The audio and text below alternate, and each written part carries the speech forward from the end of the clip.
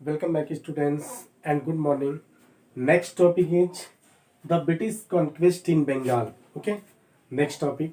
In previous video we explained about Karnataka war, Anglo French यानी कि British East India company और French east India company के बीच में जो एंग्लो फ्रेंच वार हुआ था या जिसे कर्नाटका वार भी कहते हैं, first, second and third. Okay. And in this video we will explain about the British conquest in Bengal. Bengal में जो ब्रिटिश और बंगाल के नवाब के बीच जो कॉन्क्वेस्ट हुआ. ओके. तो देखिए, तो इस पे हम कुछ देख लेते हैं कि after the victories in the south the ambitions of the British sold, यानी कि साउथ में कुछ स्पेशल रूप से जो कर्नाटक का युद्ध रहा तो वहाँ पे ब्रिटिशर्स को लास्ट 1760 तक ये रहा कि फ्रांसीसियों को वानडिवास के बार में डिफीट कर दिया गया कंप्लीटली. उसके पहले भी क्या हुआ, बहुत से युद्धों में 1756 इसके आसपास जब प्लासी का वार हुआ था उसी समय साउथ इंडिया में भी चल रहा था. लेकिन जब नॉर्थ इंडिया में बंगाल में जब वार ऑफ प्लासी हुआ तो वहाँ से एक जो आर्मी की ट्रूप बनाई गई थी specially French east India company के अगेंस्ट, उसी में से क्या किया गया, एक आर्मी की टुकड़ी को रॉबर्ट क्लाइव के लीडरशिप में प्लासी भेजा गया, बंगाल भेजा गया और यहाँ पे आने के बाद वार ऑफ प्लासी लड़ा गया. ओके. देखिए, there political and geographical expansion occurred Bengal, and in the Battle of Plassey 1757, the British defeated Siraj-ud-Dawla, the grandson and successors of Nawab Ali Vardi Khan 1793 to 56 of Bengal of नवाब. जो अगर हम बंगाल की बात करें तो डेथ आफ्टर औरंगजेब के मरने के बाद कंडीशन ये हुआ कि बंगाल मोस्टली फ्री रहा. ओके.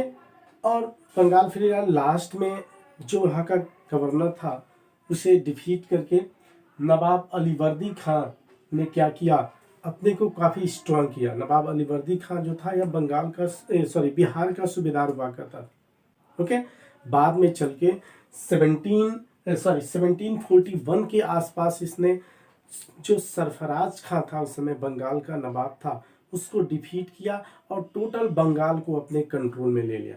और यह जो अलीवर्दी खां था ये बंगाल का एक इम्पोर्टेंट रूलर्स था, महत्वपूर्ण शासक था. इसने बंगाल, बिहार, उड़ीसा जो मेन एरिया था, जो टोटल बंगाल प्रोविंसेस था, इसका टोटल कब्जा था. टोटल काफ़ी पावरफुल था. स्टार्टिंग में अंग्रेजों से भी इसका कुछ हुआ, लेकिन पावरफुल होने की वजह से इसने क्या किया, अंग्रेजों को डिफीट किया. लेकिन धीरे धीरे कुछ अंग्रेजों ने कुछ ऐसी एक्टिविटीज की जिनकी वजह से इन्हें परमिशन मिलती गई स्पेशली. ओके. तो and the causes of the defeated of नवाब वेयर द मेनली, करा नवाब के जो डिफीट होने के कारण थे वो अलग थे. ठीक है. प्लासी के बारे में तो उसको हम लोग बाद में एक्सप्लेन करेंगे. पहले हम लोग टोटल बंगाल की ब्रिटिश ईस्ट इंडिया कंपनी की कंडीशन को देखें. ब्रिटिश ईस्ट इंडिया कंपनी की 1600 में स्थापना होती है. ओके. महारानी जो वहाँ के सम्राट थे एलिजाबेथ फर्स्ट जो थी वो क्या करती हैं कि 20 इयर्स के लिए ईस्ट इंडीज कंट्री में स्पेशली जो एशिया का पार्ट था यहाँ पे ब्रिटिश ईस्ट इंडिया कंपनी को ऑटोनॉमी पावर दिया जाता है. और उसके बाद क्या होता है कि ब्रिटिश ईस्ट इंडिया कंपनी यहाँ पे आती है 1608 में. कैप्टन हॉकिंस मुगल राज दरबार जहांगीर के दरबार में आता है कि उसे इंडिया में व्यापार में सहूलियत दी जाए, छूट दी जाए और साथ ही साथ सूरत में एक फैक्ट्री स्थापित करने के बाद. लेकिन नहीं मिलता है. लेकिन फिर 1611 के आसपास सर थॉमस रो आता है और उसे परमिशन मिल जाती है, सूरत में फैक्ट्री स्टेब्लिश होती है. फिर ऐसे चलता है.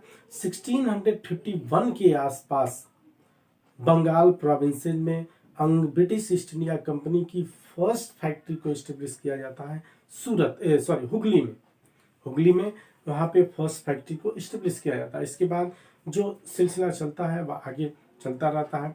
1698 में जो बंगाल का नवाब था, बंगाल का गवर्नर था उस समय एक सासुजा करके था.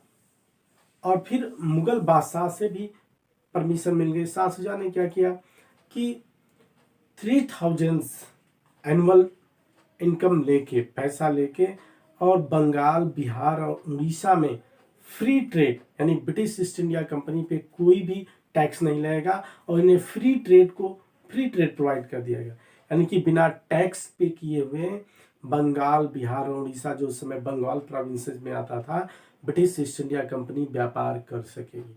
ओके, ये सिलसिला चलता रहा।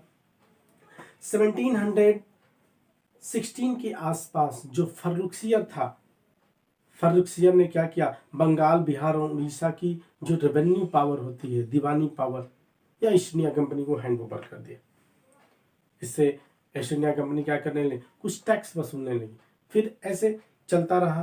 कुछ ब्रिटिश ईस्ट इंडिया धीरे धीरे मुगल बादशाह और बंगाल के नवाबों से परमिशन लेके और टैक्स वसूलना स्टार्ट करते, धीरे धीरे वो रेवेन्यू सिस्टम में इंटर करती है। तो ये सिलसिला चलता रहता है। लेकिन जब बंगाल का नवाब अलीवर्दी खान आता है तो कुछ कंट्रोल करता है इनकी एक्टिविटीज को। लेकिन जब डेथ होती है 1756 में नवाब अलीवर्दी खां की, तो उसके बाद क्या होता है, नवाब अलीवर्दी खां और फिर जो घसीटी बेगम, जो बिहार या मुंगेर का एक जो अलग, यानी कि जो अलीवर्दी खां था उसकी जो दूसरी वो थी बीबी थी, उस समय के नवाब जो हुआ करते थे बहुत सारे, तो घसीटी बेगम ने क्या किया कि अपने पुत्र की ताबेदारी को लेके और बंगाल के नवाब सिराजुद्दौला, जो अलीवर्दी खां का क्या था, भतीजा था, उसके बीच और घसीटी बेगम के बीच क्या हुआ, गद्दी को लेके संघर्ष चलने लगा। इसका फायदा ब्रिटिश ईस्ट इंडिया कंपनी ने उठाया और साथ ही साथ जो सिराजुद्दौला का एक दामाद था, डॉटर इन लॉ, से मीर जाफर, और मीर जाफर का एक दामाद था मीर कासिम। तो स्टार्टिंग में हम मीर जाफर की बात करते, तो मीर जाफर भी था, वो भी घसीटी बेगम की तरफ से मिला हुआ था, साथ ही साथ अंग्रेजों की तरफ से, क्योंकि वह चाहता, उसकी महत्वाकांक्षा थी, वह चाहता था कि हम भी नवाब बने बंगाल का। तो ब्रिटिशर्स की कुछ एक्टिविटीज ऐसी रही कि जिसको सिराजुद्दौला अच्छी तरह से जानता था और चाहता था कि अगर इसको कंट्रोल न किया जाए तो आगे आने वाले टाइम में क्या होंगे, यह हमारे लिए बहुत ही घातक होंगे। और जिसका एक जो अलीवर्दी खां था, बंगाल का नवाब, पहले यह कहा करता था कि जो यूरोपियंस हैं, यानी जो ब्रिटिश ईस्ट इंडिया कंपनी है, यह एक मधुमक्खी के समान है। ओके, अगर इनको न छेड़ा जाए तो ये शहद देंगी, अगर छेड़ा जाए तो ये हमें काट काट के क्या करेंगी, मार डालेंगे। और बाद में चल के इसकी बात सही हुई। तो कुछ ब्रिटिश एक्टिविटीज स्पेशली जगह जगह क्या करते थे, फैक्ट्री स्टेब्लिश करते थे, किलेबंदी का काम करते थे, जिसको नवाब बार बार रोकने की कोशिश करता था। इसी तरह जब उन्हें गोविंदपुर, सुल्तानती, इन सब की जो रेवेन्यू पावर, जो दीवानी पावर मिली हुई थी, तो वहाँ पे क्या कर रहे थे, किलेबंदी कर रहे थे, जिसका नवाब ने विरोध किया। इसको लेके 1756 में नवाब ने क्या किया, कलकत्ता पे जहाँ पे वो किलेबंदी कर रहे थे उस पर अटैक किया। बाद में चल के बंगाल जो मिर्जाफर था या मिला हुआ था, बंगाल का जो सेठ, जगत सेठ था, जो मानिक चंद था, जो राय दुर्लभ था, ये चारों क्या थे, यह ईस्ट इंडिया कंपनी से मिले हुए थे। और ईस्ट इंडिया कंपनी ने इनको कहा था कि जब सिराजुद्दौला हार जाएगा तो हम क्या करेंगे, मीर जाफर को नवाब बना देंगे, क्योंकि मीर जाफर को अपने हिसाब से, और मीर जाफर से इन सब से क्या किया था, ब्रिटिश इंडिया कंपनी ने एग्रीमेंट किया था कि अगर हम आपको नवाब बनाएंगे तो स्पेशली आप हमें इतना इतना पैसा इतने को देंगे और इतना समय तक देंगे। ओके, तो ये गुप्त संधि थी, सीक्रेट ट्रीटी थी। फिर 23 जून 1757 को जब प्लासी नामक स्थान पे बंगाल के nawab Sirajuddaulah, British East India Company, जो वहाँ से सेना भेजी गई थी डुप्ले के लीडरशिप, रॉबर्ट क्लाइव के लीडरशिप में, तो जब यहाँ पे युद्ध स्टार्ट हुआ, इसमें मीर जाफर जो नवाब का सेनापति था, वो अपनी पूरी सेना लेके नॉर्मली खड़ा रहा, युद्ध में उसने पार्टिसिपेट नहीं किया। मानिक चंद, जगत सेठ, सब ने क्या किया, धोखा दे दिया। नवाब से जब ब्रिटिशर्स जब जीतने लगे, स्पेशल रूप से कुछ उसके ऐसे प्रोटेस्टर थे जो युद्ध में लड़ते हुए जब मारे गए तो जब मीटिंग हुई तो सलाह दिया गया कि नवाब अपने कुछ सैनिकों के साथ लेके वापस चला गया। नवाब ने ऐसा किया। जब वो वापस गया तो उसके बाद क्या हुआ, मीर जाफर और क्लाइव मिले और एक दूसरे को बधाइयाँ दी। बाद में मीर जाफर जब वापस आया तो नवाब सिराजुद्दौला को गिरफ्तार कर लिया गया और अरेस्ट करने के बाद उसकी हत्या कर दी गई और अंग्रेजों ने क्या किया, मीर जाफर को बंगाल का नवाब बनाया। अब मीर जाफर का ब्रिटिश ईस्ट इंडिया कंपनी ने क्या किया, उसका शोषण करना स्टार्ट किया। उसको एक ऐसे मनी लैंडर के रूप में यूज किया जो उससे सिर्फ धन लेते थे। मीर जाफर को कहा जाएगा कि ब्रिटिश ईस्ट इंडिया कंपनी कहती थी कि मीर जाफर एक सोने की बोरी के समान है, थैले के समान है, जब उसमें हाथ डालो जितना उतना पैसा निकालो। बाद में चल के मीर जाफर ने जब कंडीशन को देखा, उसने कुछ स्टिक करने की सोचा कि ब्रिटिश ईस्ट इंडिया कंपनी को कंट्रोल किया जाए, क्योंकि सिर्फ क्या कर रहा था, अब नवाब के पास पैसा नहीं था, खजाना खाली था, कहाँ से देता। तो फिर ब्रिटिश ईस्ट इंडिया कंपनी ने इसी दौरान क्या किया, उसके daughter in law Mir Kasim से एक ट्रीटी की, संधि की। उस संधि के अकॉर्डिंग यह कहा गया कि हम आपको बंगाल का नवाब बनाएंगे, आप उसके बदले हमें इतना पैसा इस समय देंगे। ये जो गवर्नर जनरल वेस्टार्ड था उस समय, फिर हालवेल जो था, तो इन सब, क्योंकि हालवेल कुछ टाइम तक क्या रहा था, एक्स गवर्नर जनरल रहा था, तो इन सब का अलग अलग और कुछ होता था। ये निजी अपने लिए कमीशन लेते थे और साथ ही साथ क्या करते थे, निजी व्यापार करते थे, स्पेशली ब्रिटिश पार्लियामेंट से छुप के। तो मीर कासिम को 1760 के आसपास मीर जाफर को क्या किया, बैकआउट कर दिया गया, गद्दी से हटा के, और मीर कासिम को बंगाल का नवाब बनाया गया।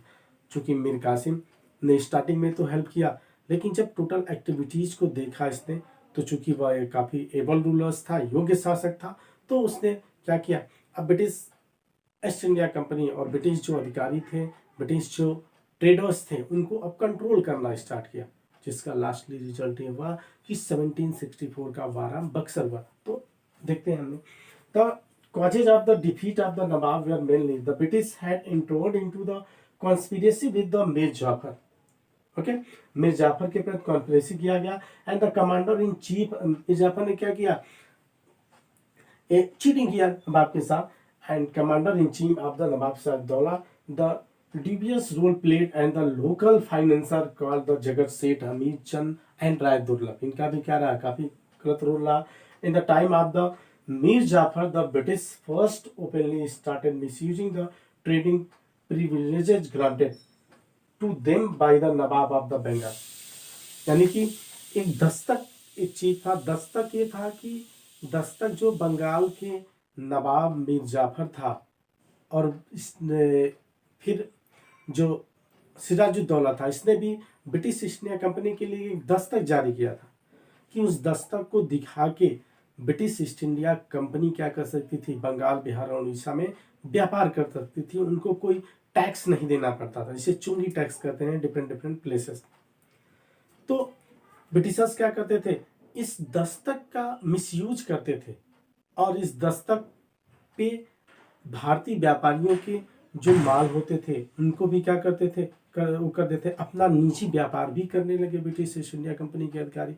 इससे नवाब को की रेवेन्यू में काफी घाटा होता था, जिसको बाद में मीर जाफर ने भी कंट्रोल करने का काम किया तो हटा दिया गया।